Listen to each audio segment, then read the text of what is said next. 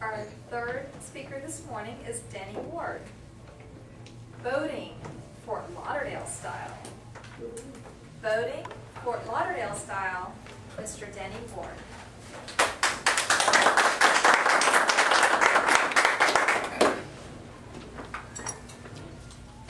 In 1986, I bought a brand new F-250 Ford pickup truck with a trailer package attached.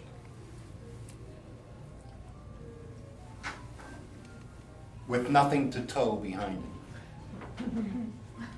My brother comes up and says, "Bro, you need to be towing a boat behind your truck." Now, he knows nothing about boats, I know nothing about boats, and we live in the boating capital of the world. Did you hear that? The boating capital of the world.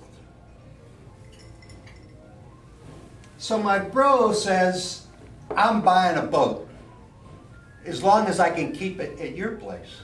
I said, "You're on." So he buys this boat. I have never experienced anything like this.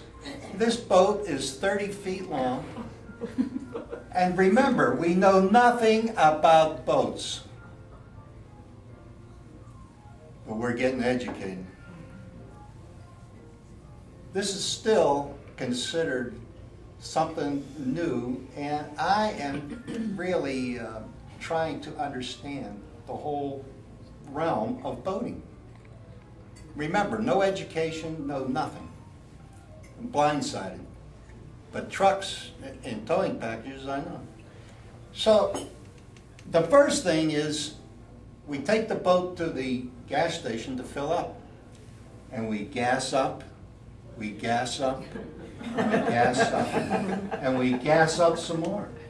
It took 100 gallons of gas and $50 right off the bat. I knew one thing, it was very expensive before we even launched this thing.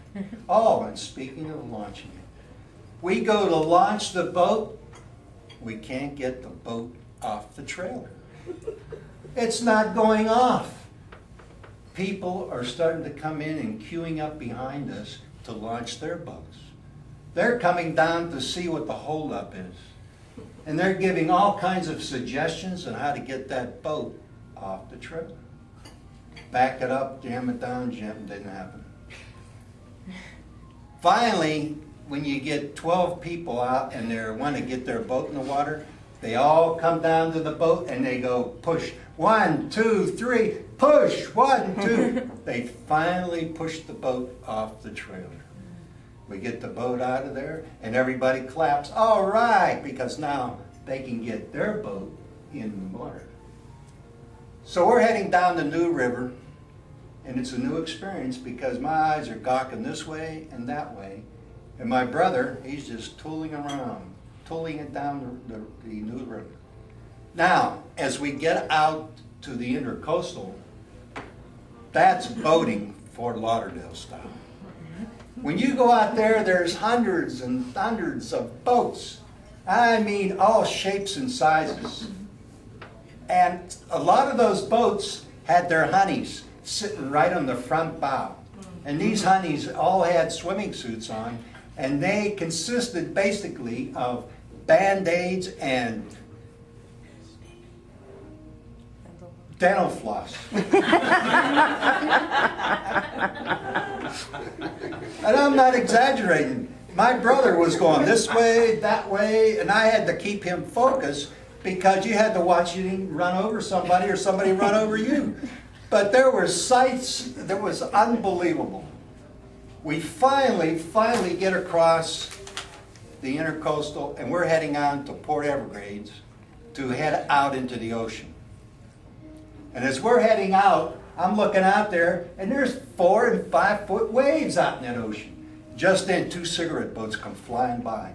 They put the pedal to the metal and they're out there and they're plowing through those waves. And my brother sees this, he decides he's putting the pedal to the metal. The only thing is, we're not zipping it up and going out there like those cigarette boats. we're plowing water. We got the bow way up, and it takes a long time, but finally we start playing. And the maximum speed that we got, maybe, is 30 knots. And when we get out there and hit those waves, it's boom, boom, boom. Your kidneys are going this way, it's going that way. And finally, I said, hey, slow it down, stop. He backs that thing back down, and all we're doing is bobbing out there like a cork in the water.